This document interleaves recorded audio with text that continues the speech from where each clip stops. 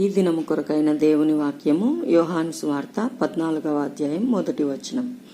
మీ హృదయమును కలవరపడనీయకుడి, దేవుని యందు విశ్వాసముంచుచున్నారు, నా యందును విశ్వాసముంచుడి.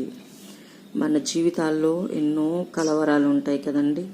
ఈరోజు ఏ పరిస్థితి మిమ్మల్ని కలవరపెడుతుందో నాకు తెలియకపోవచ్చు, మన చుట్టూ ఉండే వాళ్ళకు కూడా తెలియకపోవచ్చు. కానీ మన దేవుడికి అన్నీ తెలుసు.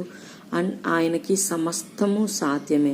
ఈరోజు ఆయనే మాట్లాడుతున్నారు. నీకున్న కలవరాన్ని బట్టి, నీకున్న కష్టాన్ని బట్టి, నీకున్న నష్టాన్ని బట్టి, నీకున్న ఆరోగ్య పరిస్థితులను బట్టి, అప్పులను బట్టి, వ్యాధులను బట్టి కలవరపడుతున్నామేమో.